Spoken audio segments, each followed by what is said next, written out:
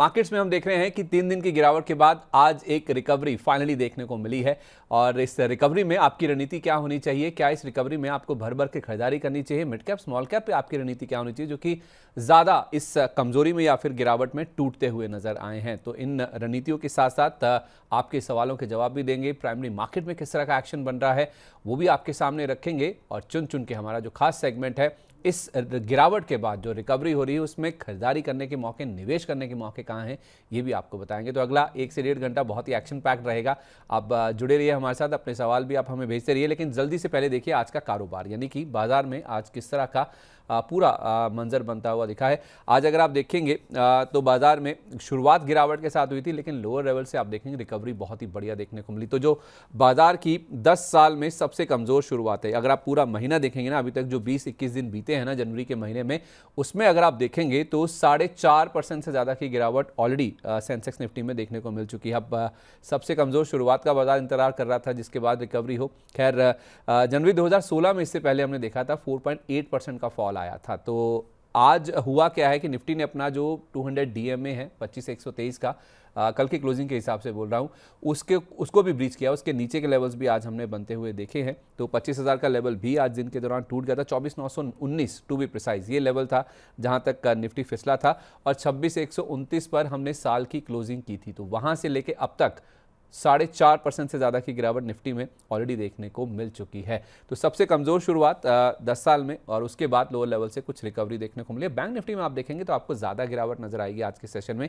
Nifty lower level से recover हो गया, लेकिन बैंक निफ्टी में अभी भी प्रेशर ही देखने को मिला। और दिन के दौरान तो हमने जो 58,300 का जो लेवल है उसको भी ब्रीच कर दिया था। Mid cap small cap index में देखेंगे तो 0.25 से 1.25% तक की गिरावट आज देखने को मिली। और स्टॉक स्पेसिफिक बात करें तो क्रेडिट एक्सेस ग्रामीण, ये आज हर किसी के जुबान पर ये नाम है, क्योंकि ब्रोकर्स के अपग्रेड के बाद आप देखेंगे इस शेयर में 12% तक का अपूर्व आज हमने बनता हुआ देखा है। और दूसरी तरफ 12% डिस्काउंट पर ही अमागी की लिस्टिंग हुई है, लेकिन बाद में लोअर लेवल से इस स्टॉक में भी अच्छी खासी रिकवरी देखने को मिल रही है। तो ये पूरा एक्शन है। अमागी की लिस्टिंग को हम आगे डिस्कस करते हैं, वाकई आईपीओ, लेकिन बाजार पे पहले बातचीत कर लें। हमारे साथ इस पर चर्चा करने के लिए Lakshmi Shri investment and securities के head of research Anshul Jain ji कार्यक्रम में शामिल हो चुके हैं। बहुत स्वागत है सर आपका। ये गर्मी आ गई क्या सर बाजार की रिकवरी को देखकर? नहीं नहीं सर, मेरे को वैसे भी ठंड कम लगती है तो मैंने 3 दिन से स्वेटर बंद कर दिए। आजू बाजू वाले अभी भी ठंडे हैं, स्वेटर वेटर पहन बाजार के तो बैठा गर्म हो ये गया सर। ये 24-24 साल के लड़के अभी स्वेटर वेटर पहन के बैठे, इनको ठंड लग रही है, पाँव में गलन हो रही है। ये 24 साल के लड़के हैं। और आपने अपने वो कफ टांग लिए ऊपर की तरफ है। ये तो हमेशा ही टंगे रहते हैं सर, ये बुंदेलखंड तो की पहचान है। ये बाजार को देख के आपने किया है या आपको देखकर बाजार गर्म हो गया, लोअर लेवल से रिकवरी आ गई? नहीं सर, आज तो सबसे बेहतरीन दिन गया है मेरा, सबसे बेहतरीन दिन। सुबह जहां से शॉर्ट लेके चले थे, वहां से नीचे 25,065 के टारगेट अचीव हुए। 25,060 से बाउंस बैक एक्सपेक्ट किया था 25,250 का, वो भी फटाफट 75 मिनट की एक ही कैंडल में आ गया। आज तो और कुछ भगवान से मांग लिया होता तो वो भी मिल गया होता। अरे वाह, तो मतलब बहुत खुश हैं फिर आज तो। मतलब हमारे दर्शकों को भी आप फिर बहुत खुश करेंगे, कुछ ऐसा करके दिखाएंगे, बताएंगे कि उनका भी पैसा बन जाए फिर। पैसा तो अब अगर ये आज जो स्वीप मारा है वीकली स्ट्रक्चर को, अगर ये कंफर्म हो गया तो फिर आप नए हाई की तरफ चल देंगे। तो अभी भी बुलिश एविडेंस की बहुत जरूरत है, बट हम्म। आज का जो स्वीप है इतना एग्रेसिवली आया है, ये मेरे लिए हम्म। बहुत पॉजिटिव है। और मैं जो चीज बार बार बोलता हूं, मैं अभी भी रिपीट कर दे रहा हूं, शॉर्ट पे आई वॉज कॉन्फिडेंट कि नीचे आएगा। मैं बहुत छोटी क्वांटिटी में ट्रेड लेता, बाउंस बैक में हेवी क्वांटिटी में लॉन्ग करता। एफआईआई का डेटा 5,70,000 कॉन्ट्रैक्ट, मतलब ऑल टाइम हाई पे शॉर्टिंग है। लास्ट टाइम तो 5,20-22,000 पे अटक गए थे। 5,70,000 कॉन्ट्रैक्ट शॉर्ट थे कल के ईओडी डेटा पे। तो सुबह मेरे को एक्सपेक्टेड था कि पैनिक सेलिंग आएगी और पैनिक सेलिंग के बाद शार्प रिकवरी आएगी।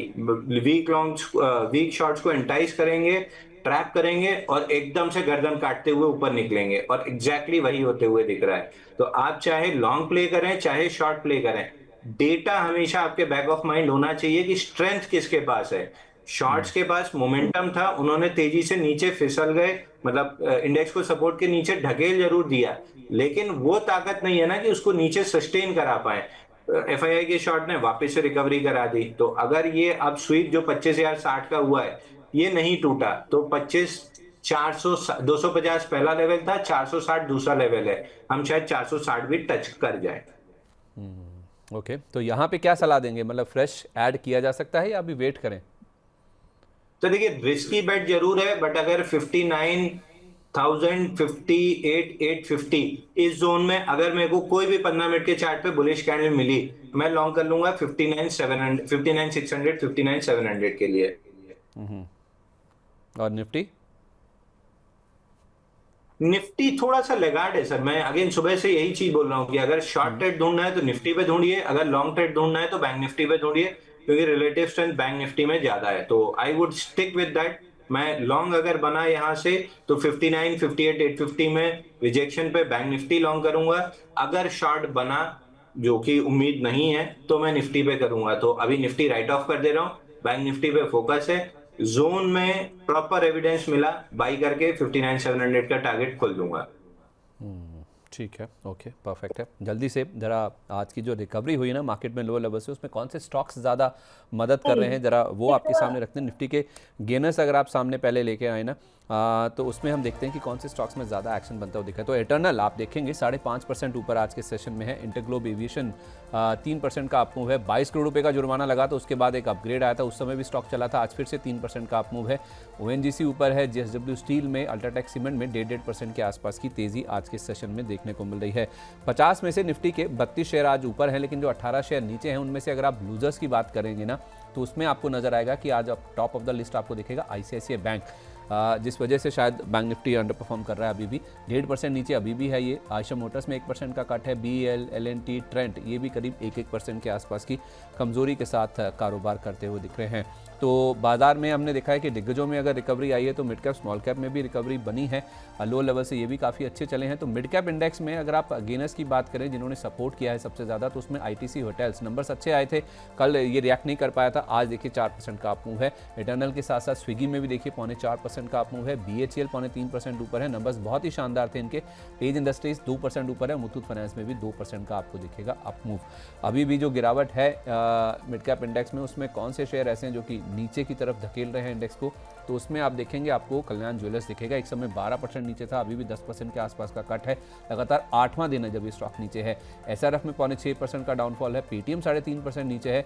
Motilal Oswal, Coforge mid cap IT space से ये भी करीब 3% के आसपास की कमजोरी के साथ आज कारोबार करते हुए दिख रहे हैं। ज़्यादा प्रेशर अभी भी आप देखेंगे जो बची हुई है गिरावट उसमें स्मॉल कैप इंडेक्स में है। कुछ स्टॉक जो कि सपोर्ट कर रहे हैं उसमें एमआरपीएल है। कुछ वेनेजुला से क्रूड आना शुरू हो सकता है, ऐसी उम्मीदें हैं, जिस वजह से स्टॉक 11% ऊपर है। रोजल टेक्सेस इसमें 11% का अप मूव है। क्रेडिट एक्सेस ग्रामीण इसके आगे बात भी करते हैं क्यों इतना ज़्यादा उत्साह है इसमें। ये तो कमज़ोर बाजार में जब रिकवरी नहीं भी हुई थी तब भी ऊपर था। फेयरकैम ऑर्गेनिक्स 8% और काबरा एक्सट्रूशंस में भी करीब 8% के आसपास की आपको मजबूती आज के सेशन में नजर आएगी। लेकिन स्मॉल कैप इंडेक्स में लूजर्स की बात करें जो कि नीचे की ओर धकेल रहे हैं इंडेक्स को, तो उसमें आप देखेंगे तो बाजार स्टाइल रिटेल आई थिंक दूसरा तीसरा दिन लगातार है जब ये स्टॉक नीचे है, 7% से ज़्यादा गिरा हुआ है। इतना ही कट आपको अनूप इंजीनियरिंग के स्टॉक में दिखेगा। शॉपर स्टॉप में तो नंबर्स का इंपैक्ट है जिस वजह से 6.5% नीचे है ये। रामा स्टील ट्यूब्स 7.25% और क्यूपिड में भी 6% के आसपास की फिलहाल दिख रही है गिरावट। तो सर इन स्टॉक्स में अगर हम एमआरपीएल से पहले शुरुआत करूं सर, एमआरपीएल ऊपर है, ओएनजीसी भी ऊपर है। अमूमन हम देखते हैं कि सर या तो रिफाइनिंग वाला प्ले ऊपर होता है या फिर जो तेल गैस उत्पादक कंपनियां होती हैं ओएनजीसी जैसी, उनमें अप मूव आता है। लेकिन एमआरपीएल और ओएनजीसी आज दोनों साथ में चल रहे हैं। एमआरपीएल को लेकर आपका व्यू फिलहाल क्या चल रहा है सर? सर एमआरपीएल हमने डिस्कस भी किया था कि 138 मेजर सपोर्ट है, अगर वो निकला तो 120 आएगा और वो प्रोटेक्ट हुआ तो फिर रेंज टॉप 180 आएगा। आज की कैंडल बहुत बुलिश है, 42 मिलियन का वॉल्यूम है, 539% वॉल्यूम राइज है। तो मैं जो बार बार बोलता हूं bullish evidence, this is the bullish evidence. अगर क्लोजिंग ऐसे ही ऊपर होती है, यही वॉल्यूम बढ़ के 700-800% हो जाता है, 500 भी बहुत अच्छा है, बट अभी 1.5 घंटा बचा है तो मैं 2 घंटा बचा है, मान के चल रहा हूं कि 700-800% हो जाएगा। तो this is the bullish evidence जहां पे आपको फिर लॉन्ग ट्रेड लेना चाहिए। तो आज का लो आपका बहुत इंपॉर्टेंट है, यही स्टॉप लॉस रहेगा, क्योंकि ये टूटा तो फिर ये 42 मिलियन लिक्विडेशन में आएंगे, ये नहीं टूटा तो फिर 180 रुपए तक चला जाएगा। तो probability of going 180, looking at this candle 80%, probability of hitting stop loss below 138 20%। तो जब 80% प्रोबेबिलिटी आपके फेवर में है तो लॉन्ग ट्रेड लेना चाहिए। ओके, ठीक है। तो इस तरह से आप MRPL में अपनी पोजीशन बना सकते हैं। चलिए दर्शकों के सवालों की ओर बढ़ रहा हूँ। गजोदर जी हमारे प्राइम मेंबर हैं, इनका सबसे पहले सवाल आया सर, कह रहे हैं कि अंशुल सर गुड मॉर्निंग, थोड़ा हेल्प कर दीजिए। V2 रिटेल लिया हुआ हूँ 2450 के रेट पर, 450 शेयर हैं सर, 2450 के प्राइस पर, बहुत लॉस हो रहा है, कह रहे हैं कि 2 लाख रुपए का लॉस हो गया है सर, बताइए क्या करूँ। सर देखिए, सबसे पहले ये बहुत लॉस हो गया, 2 लाख रुपए का लॉस हो गया। इस टाइप के स्टेटमेंट अगर आप नहीं छोड़ेंगे तो ये लॉस होते रहेंगे। हमेशा परसेंटेज टर्म्स में बात की जाती है कि मेरा कैपिटल इतना है, उसका इतना परसेंट लॉस हो रहा है। इस टर्म्स में जब बात करना आप स्टार्ट करेंगे तभी आप प्रॉफिटेबल की जर्नी पे कदम रखेंगे। हो जाएंगे ऐसा पक्का नहीं है, लेकिन उस रास्ते आप चल देंगे। 50% लॉस हो गया, आपका कैपिटल अगर 3 ही लाख है तो आप 66% नीचे उतर गए। 66% उतर गए मतलब आपको 150-200% चलने वाला स्टॉक चाहिए रिकवरी करने के लिए। परसेंटेज टर्म्स में बात करना स्टार्ट कीजिए। क्वांटिटी जो लेते हैं परसेंटेज टर्म्स में लीजिए, रिस्क जो लेते हैं परसेंटेज टर्म्स में लेना स्टार्ट कीजिए कि मेरा इतना कैपिटल था, मैंने 1% की रिस्क ली, तो 1% इज ऑलवेज रिकवरेबल। कोई भी स्टॉक टारगेट हिट करेगा 1:2 के रिस्क रिवॉर्ड में 2% में आ जाएगा। फिलहाल वापस आए V2 रिटेल पे, तो वीकली चार्ट पे एक बॉक्स बना था 13 हफ्ते का, जिसका ब्रेकडाउन आया है 2135 पे। लिक्विडेशन चल रहा है, 50 वीक मूविंग एवरेज है, यहां से बाउंस बैक कर सकता है 2120 की जोन तक। वहां पे सवाल पूछ लीजिएगा, क्योंकि अगर वहां रिजेक्शन मिला तो 1585 का टारगेट खुल जाएगा। तो खराब तो है, बट चूंकि 3 हफ्ते कंटिन्यूअसली गिरा है, एक बाउंस बैक 2120 तक आ सकती है। ठीक है। अब सर आपकी यही अदा, समझाइश कह लीजिए, थोड़ा डांट कह लीजिए, थोड़ा प्यार कह लीजिए, या फिर आप जो हैंड होल्डिंग करते हैं ना हमारे दर्शकों की, बहुत प्यार आपको मिलता है। और हमारे एक ऐसे ही दर्शक हैं वोकलिस्ट के नाम से, कह रहे हैं कि ईस्ट और west, Anshul sir is the best. Sir देखिए, मैं अब बहुत मोटी चमड़ी का हो गया हूँ। 100 रुपए पे ओला, 10 रुपए बोल के जितनी ट्रोलिंग और गालियां मैंने खाई हैं, PSU को इंटरिम बजट के टाइम पे 50% डाउनसाइड बता के जितनी गालियां खाई हैं, अब मोटी चमड़ी हो चुकी है। हालांकि तारीफ पे मुझे नहीं पता होता कैसे रिएक्ट करना है, सुन के अच्छा जरूर लगता है, रिएक्शन मेरे को नहीं आता है, तो धन्यवाद के अलावा मैं और कुछ नहीं बोल पाऊंगा आपको। नहीं तो ओला में कहाँ से गाली आपको पड़नी चाहिए? ओला में अभी भी आप अरे देख बहुत लीजिए, बढ़िया। जितने बाउंस बैक आए हैं सब बिके हैं सर, सब में प्रेशर बना है। 100 रुपए पे जब 10 रुपए का टारगेट बोल दिया था, तो मतलब बहुत ब्रह्म वाक्य सुनने मिले थे यहाँ पे, क्लाइंटों से भी, बहुत लोगों से व्हाट्सएप पे भी ब्रह्म वचन सुने हैं मैंने ओला में। नहीं तो फिर आंकड़े बोलते हैं ना, वो कहते हैं ना कि क्रिकेटर्स कहते हैं ना, जैसे मैं नहीं मेरा बल्ला बोलेगा, तो आपके तो शेयर के प्राइस बोल रहे हैं, मुंह से बोल रहा है ओला इलेक्ट्रिक, तो 100 वाला कहाँ खड़ा है? आप अभी देख लीजिए, इसका चार्ट दिखा दीजिए एक बार।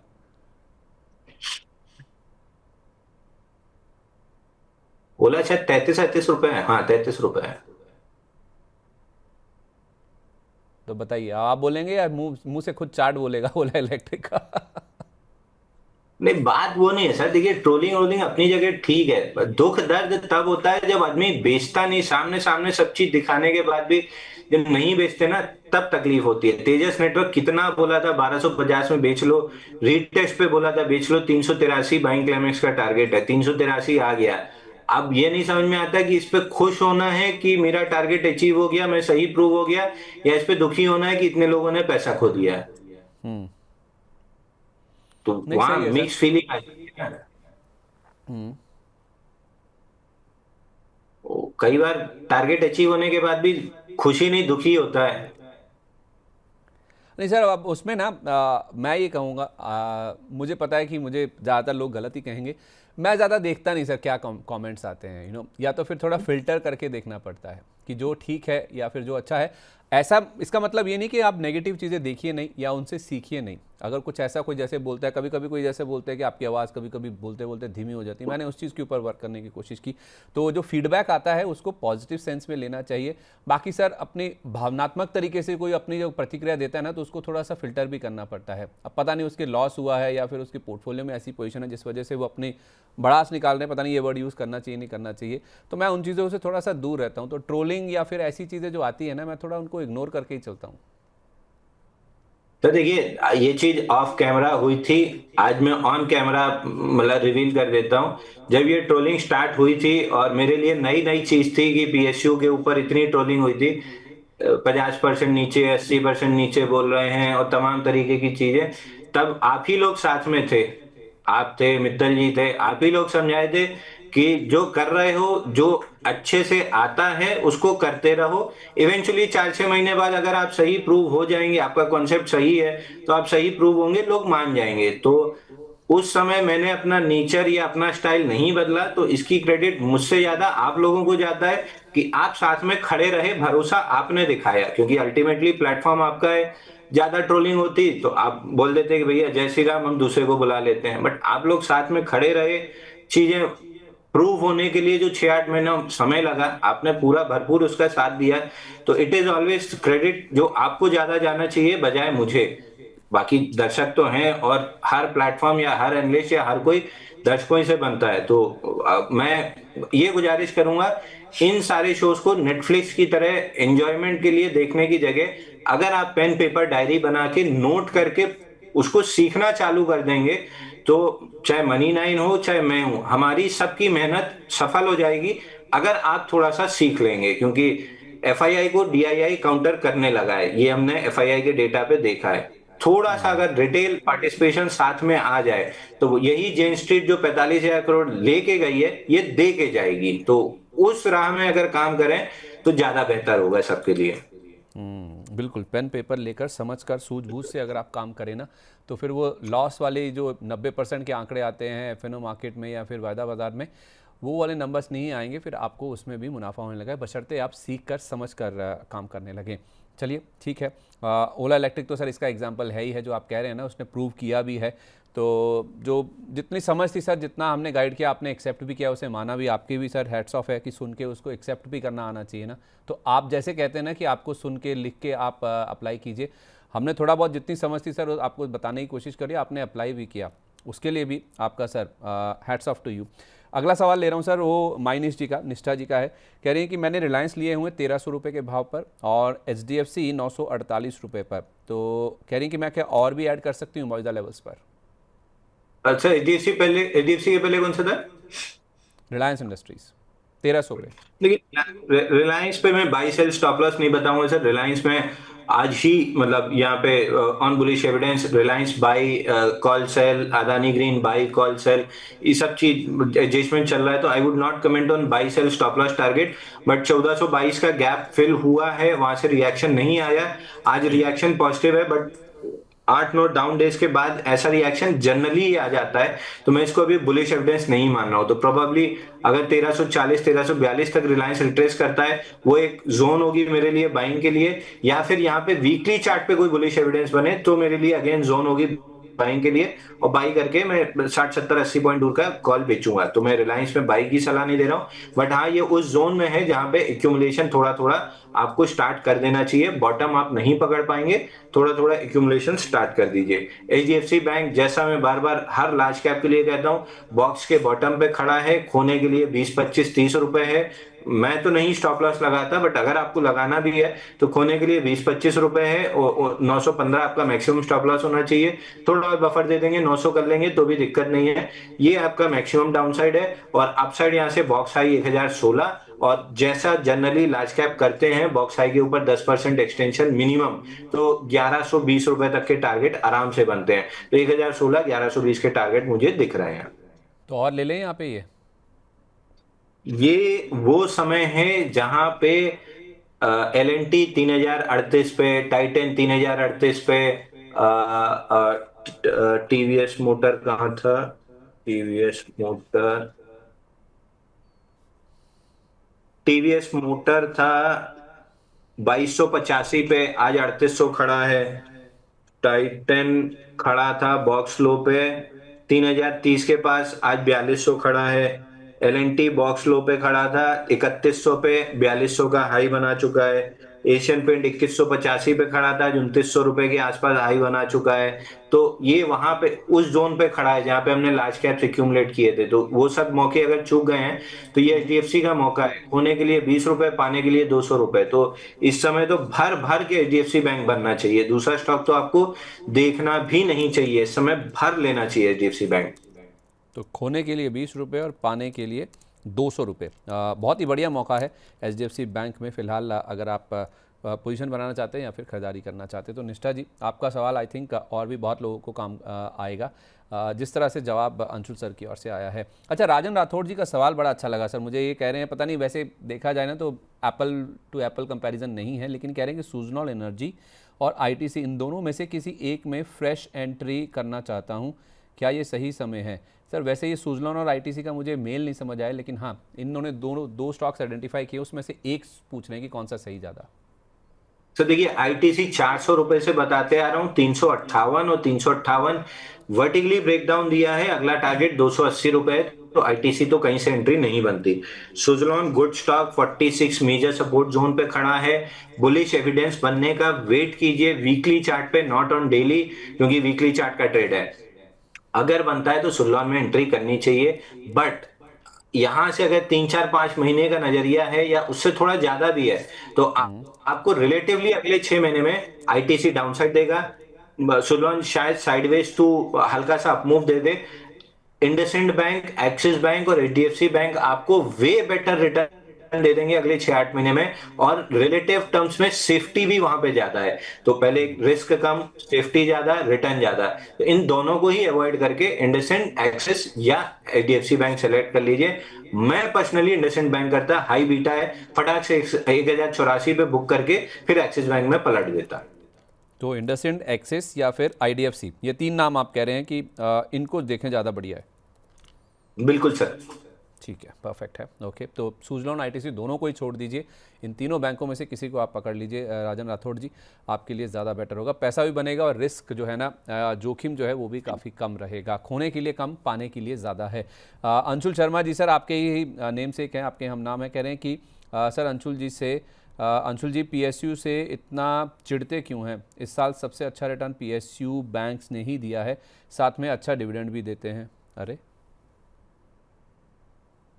अच्छा, देखिए, वो वाली कहानी मैंने आपको पहले भी सुनाई थी कि मेरे मित्र की माताजी ने शराब पिलाई तो दोस्त ने यही कहा कि कुत्ते शराब नहीं पीते।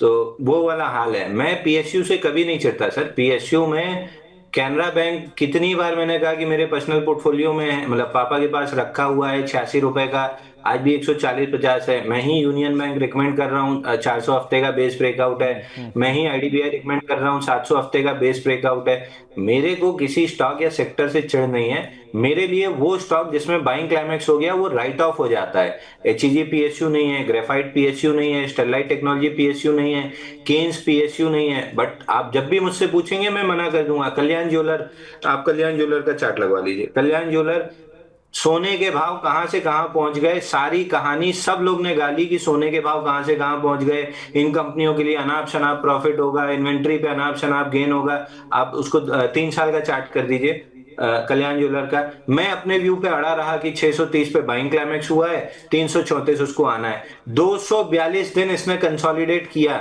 नीचे ना 450 तोड़ा ना ऊपर 600 तोड़ा, और आज वर्टिकली ब्रेकडाउन है। 29 मिलियन का वॉल्यूम है, 955% वॉल्यूम राइज है, रेंज का ब्रेकडाउन आया है। अब ये अपने बाइंग क्लाइमेक्स के टारगेट के लिए चल देगा 334। तो ये पूरी जो कहानी थी गोल्ड सिल्वर की रैली, मल्टी फोल्ड प्रॉफिट और फलाना और ढिकाना, ऐसा नहीं कि रिजल्ट में शो नहीं किए। ईपीएस ग्रोथ कंटिन्यूअसली 2.5 रुपए की ईपीएस ग्रोथ दिख रही है।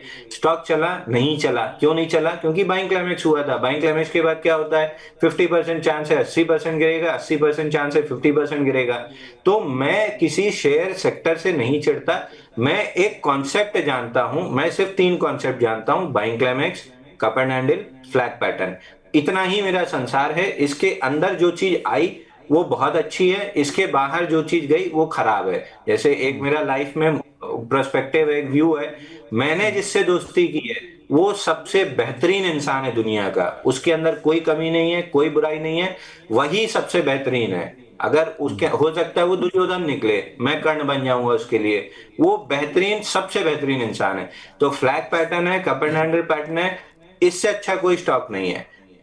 फेल्ड ब्रेकआउट है और बाइंग क्लाइमेक्स है, इससे खराब कोई स्टॉक नहीं है। अब उसमें आप जोड़ सकते हो कि पीएसयू है, एचईजी है, ग्रेफाइट है, वो आप अपने नजरिए से देखते हो। मेरे चश्मे से बस इतना ही दिखता है, फ्लैग और कप हैंडल है तो अच्छा है, फेल्ड ब्रेकआउट और बाइंग क्लाइमेक्स है तो खराब है। बस मैं इस चश्मे से दुनिया देखता हूँ। ठीक है, ओके।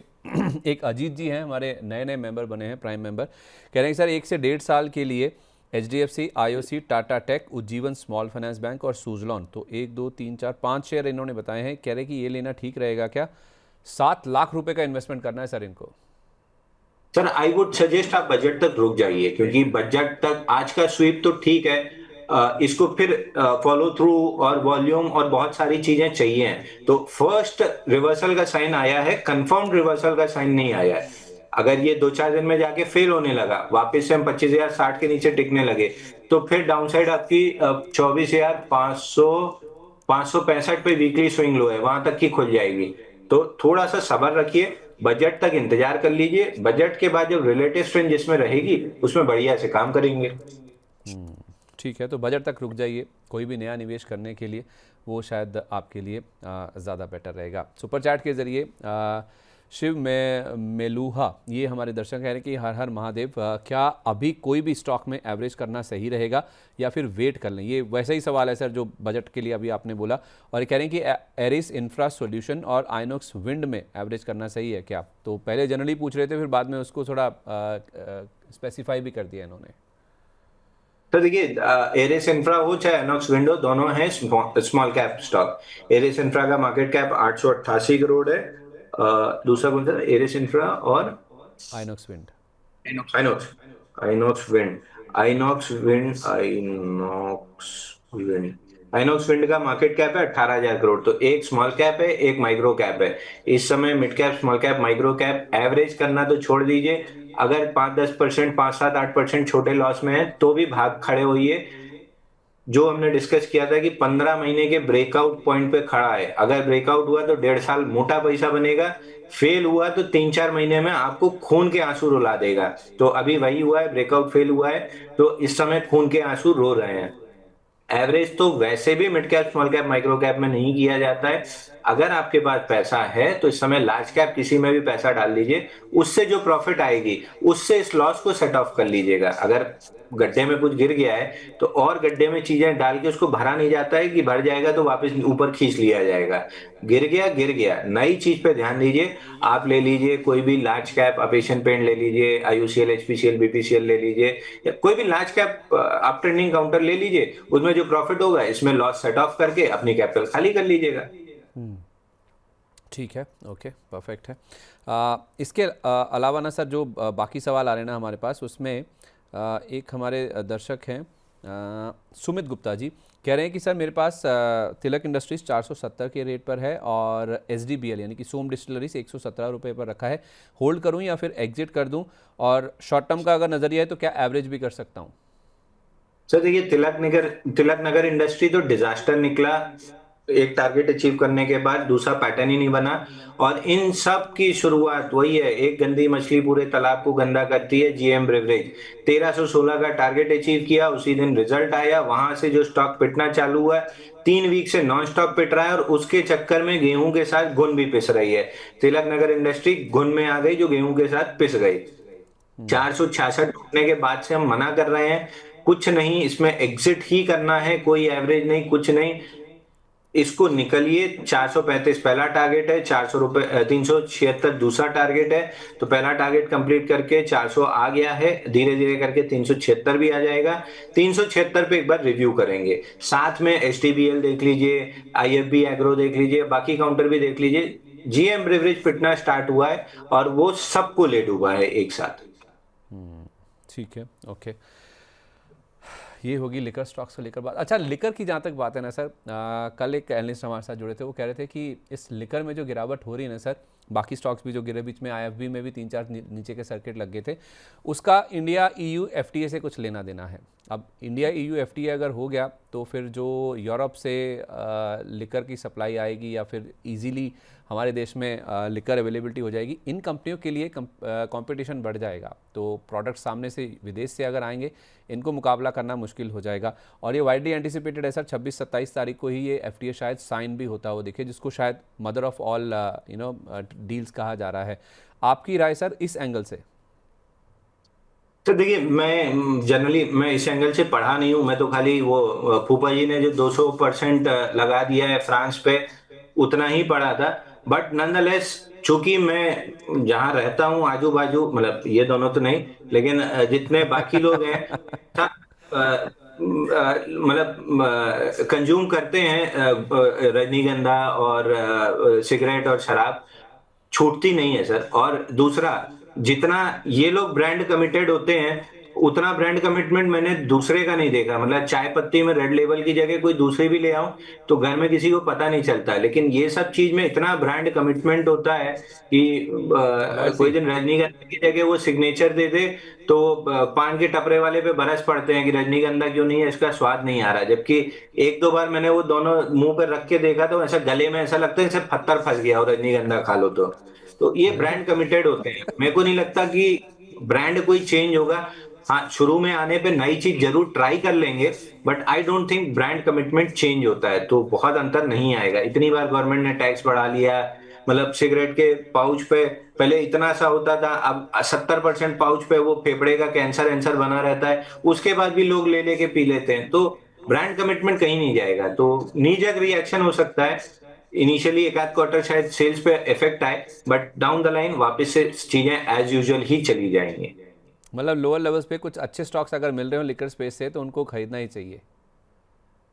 अगेन सेम चीज, लोअर लेवल पे नहीं, लोअर लेवल से जब बुलिश रिएक्शन मिलने लगे, मार्केट जब आपको बनाने लगे कि अब बुलिश रिएक्शन आ गया है, डाउनसाइड कंप्लीट हो गई है, तब लेना स्टार्ट करना चाहिए। ठीक है, मतलब लंबी अवधि के लिए भी पहले बुलिश एविडेंस देखे तो ही खरीदें।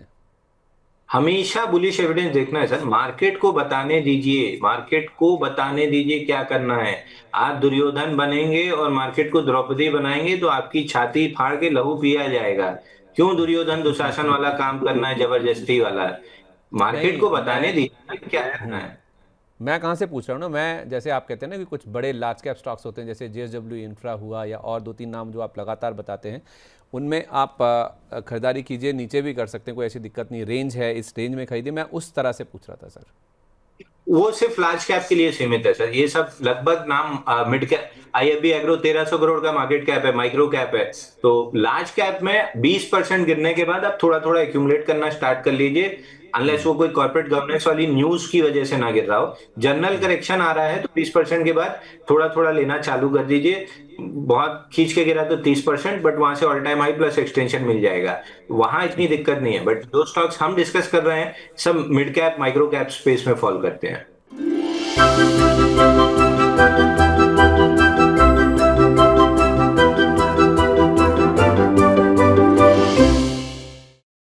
बिगड़े हालात में कैसे बनेगी बात? जनता को चाहिए एक ही जवाब, क्या टैक्स का बोझ कम करेगी सरकार? टैरिफ का डर जब तक नहीं होगा पार, मुश्किल में रहेगा कारोबार। रिफॉर्म के एजेंडे से पीछे नहीं हटना है, लेकिन आगे क्या? सबका मिलेगा जवाब जब 1 फरवरी को पेश होगा देश का बजट। बजट 2026 का 360 डिग्री कवरेज सिर्फ मनी 9 पर। इकोनॉमी, शेयर बाजार और आपके इन्वेस्टमेंट पर क्या होगा असर, जानिए और समझिए हमारे साथ दिन भर।